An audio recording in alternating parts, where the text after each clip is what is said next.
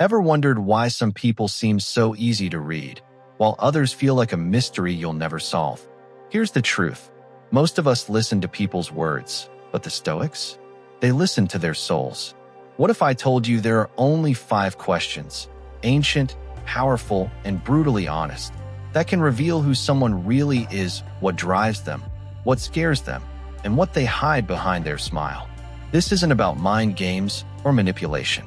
It's about seeing people clearly, understanding them at the level Marcus Aurelius understood human nature itself. By the end of this video, you won't just hear people anymore. You'll see them. Let's begin.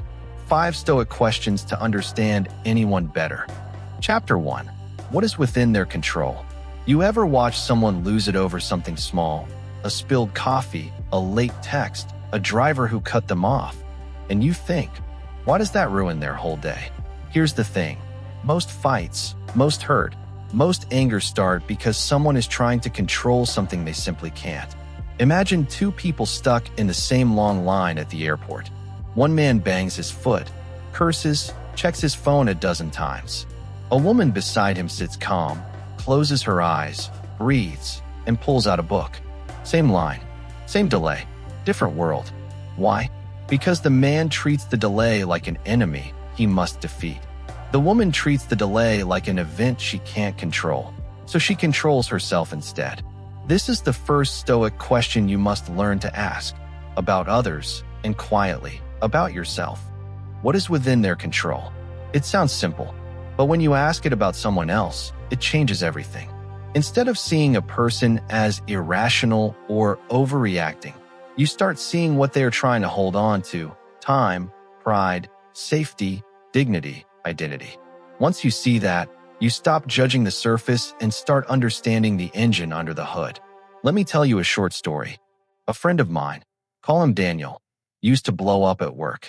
Small mistakes, missed emails, one cold coffee, and he'd go nuclear.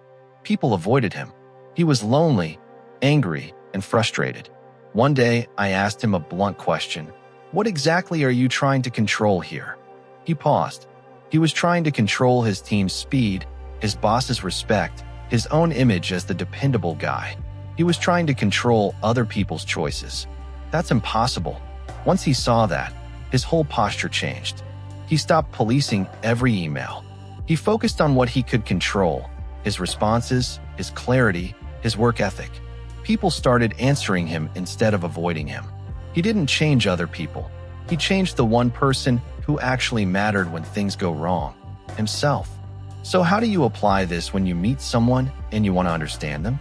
First, listen for control language. People who try to control will often say words like, they must, they should, I can't stand, they never, I need. These are signs. They point to what the person feels is slipping from their hands. Second, watch the small things. Clenched fists, a jaw that tightens, a hurried voice. Those are muscles of control. Calm, slow speech, and open hands usually mean acceptance or surrender. Not always, but often. Third, ask a quiet question, not out loud in a way that sounds like an interrogation, but in your head. Is this thing they're fighting about actually within their power? If the answer is no, then the emotion you're watching is not about the event itself. It's about the fear behind it. Fear of looking weak, fear of being ignored, fear of losing status, fear of being helpless. Here's a little scene you can use if someone's melting down and you want to understand, not fight them. He ruined everything. He never listens. I can't believe it. You. Soft. That sounds like it hurts. What part of this matters most to you? See what that does. It doesn't fix the problem, but it makes them name what they're trying to control. Often they'll say, my time, or my dignity, or I don't want to be made a fool. Once they say it aloud, they feel heard. And when you hear what they're really trying to hold on to, you can respond with real clarity. A tiny practical exercise for you. The next time someone snaps, pause for one breath. Ask yourself, what are they trying to control? Label it in 1 or 2 words: respect, time, safety. That small mental move turns strangers into people, problems into fears, reactions into needs. And when you respond from that place, people stop being opponents and start being relatable humans. Remember, the Stoics didn't teach you to ignore feelings. They taught you to see where those feelings point.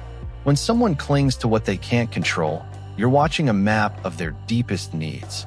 Read the map, not to use it, not to manipulate, but to understand. If you practice this once a day for a week, you'll start noticing patterns, the same need that keeps showing up in different faces. That's gold. That's the doorway to real empathy. Before we move on, do one small thing right now. Think of one person who got under your skin recently. In one short phrase, name what they were trying to control. Hold that thought. We'll come back to it. If this chapter felt useful, hit like and drop the name of that person in the comments. Just the one-word reason they snapped. Do it now. It helps this video, and it tells me you're ready to see people like a Stoic. Chapter 2. What do they fear losing? You ever watch someone cling so tight to something? A job, a relationship, an image, like if they let go the world will split in two? That clinging? It's fear wearing armor. And fear always points to something they think they'll lose. Picture this, a quiet cafe. A woman scrolls through her phone, sees a coworker at a party she wasn't invited to. Her face goes tense. She scrolls faster. Her thumbs snap. You might think she's jealous. But jealousy is usually a mask. Beneath it sits a keener, older fear. The fear of losing belonging, of being invisible, of not matching. That is the Stoic question number 2. What do they fear losing? Why it matters. People's actions are often defensive moves to prevent loss. They interrupt, they argue, they brag, they freeze, all to stop some imagined absence. Understand the loss and you understand the motive. Let me tell you about Maya. Maya was the loudest person in her friend group. Always first to voice an opinion, always the one calling the shots. People admired her confidence, but behind it, she was terrified of fading away. Her father had always ignored her achievements. So Maya built a louder self to make sure the world noticed. When a friend dared to disagree, Maya attacked. She didn't just want to win the argument. She wanted proof she still mattered. One evening, after a blow-up over something tiny, a friend asked her, quietly, "What would happen if we disagreed and you didn't speak up?" Maya froze. She realized she feared being forgotten. That one sentence, that gentle question, pulled the curtain back. Once she saw the fear, she could work on it. She didn't stop caring about being seen. She simply found safer ways to be seen. How to spot someone's fear of loss in real life. Listen for the future tense words. If I lose this, what if they leave? What will happen to me if? People who panic about loss talk about tomorrow like it's a verdict. Watch the defense. Boasting, control, constant talking, or shutting down. These are all ways to keep something from slipping away. Someone who brags about money might be terrified of being poor. Someone who's always late might be terrified of being controlled. Connect the behavior to a possible loss. A simple scene to try in conversation. Them, I don't want them to think I'm useless. You, soft, what would losing that mean for you? That question isn't an attack. It's an invitation. It asks them to name the loss. Naming it makes it smaller, clearer, and easier to handle. A small exercise for you. Pick one person you want to understand better. Think about the last time they overreacted. Now ask yourself, what would they lose if that thing happened? Say the answer in one word: respect, security, status, love. Keep it short. This little mental label turns guesswork into insight. Why this is powerful. When you know what someone fears losing, you stop treating their behavior as random. You see it as protection. You stop fighting their shell and start addressing the wound. Before we move on, do this quick test. In the comments, write one word, the one thing you think you fear losing the most. No shame, just one word. I'll read them. It helps you name it. And that's the first step to changing how you meet people. If this chapter landed for you, tap like and subscribe. Share this with someone who acts from fear. They might not see it themselves. Chapter 3. What story are they telling themselves? People don't just act. They narrate. Inside their head, there's a running script. A story that rewrites every moment. And that story? It's the secret director of their behavior. Think about the last time someone snapped at you for no reason. You blamed their mood, or the traffic, or a bad night's sleep. Maybe all of that played a part. But deeper, there was a story playing in their head. I am not respected, or I will always be left behind, or I must prove I'm enough. That story colored every word they said. It turned a small thing into a drama. Here's the hook. If you can hear the story, you can predict the next scene. Let me tell you about Luis. Luis was the office quiet star. He did great work, but never spoke up in meetings. One day, a junior suggested an idea, and the boss praised it. Luis waited. Nothing. Later, he stormed out, furious and passive-aggressive for days. People called him unpredictable. I asked him to tell me the story he'd been telling himself that week. He said, "I always finish things, but no one notices. I'm invisible." That sentence explained the storm. His silence in meetings was a defense. The praise of a junior felt like proof that his worst story was true. Once he said the story out loud, he saw it for what it was, not fact, a narrative. He chose to change scenes. He started to prepare 2 sentences to speak up with. He didn't stop feeling invisible overnight, but he learned to interrupt the story with action. How to spot someone's internal story in the wild. Listen to the language. People who live inside a story will use repeating phrases. They always, I never. It's just how I am. These are tells. Repetition means a loop. Watch how small facts become absolute truths. A mistake becomes, I always mess up. A single criticism becomes, I am worthless. When someone turns events into identity, you're watching a story hardening into truth. Notice how emotions match the narrative. Shame, anger, pride, they're emotional bookmarks. If someone reacts like it's the end of the world, their story probably says the stakes are everything. How to use this to actually understand someone. Try a quiet, curious line. Not to attack, not to fix, just to learn. Them, I can't do this. I always fail. You. Soft, when did you start believing that? That question does 2 things. It invites memory. It slows the loop. It gives them a chance to see the story as a story. People are often surprised to find their tale began with one small, ugly moment. A teacher's remark, a breakup, a public mistake. When they trace it back, the power of the story loosens. A short practice for you. Pick one person you want to understand. Replay the last argument in your head. Now listen for repeated lines. Always, never, I'm just, they don't. Write down the phrase you hear most. That phrase is the title of their story. Hold it gently. It tells you why they acted like they did. Why this matters. Stories make people predictable. They also make people trapped. If you can read the title, you can offer a different ending. Not by correcting them, but by asking a better question, by giving them a new small scene to try. One more tiny real-world move you can use. When someone storms, don't answer the storm. Offer a line that rewrites the next beat. You. Calm. That sounds painful. What would be different if that weren't true? It's not therapy. It's curiosity. It's a mirror. And sometimes people simply need a mirror to see the script they're living. Now do something small for me. In the comments, write the one phrase you tell yourself when things go wrong. One short line. I'll read a few. Don't overthink it. One sentence. This helps you name your own story. Naming it breaks a piece off the loop.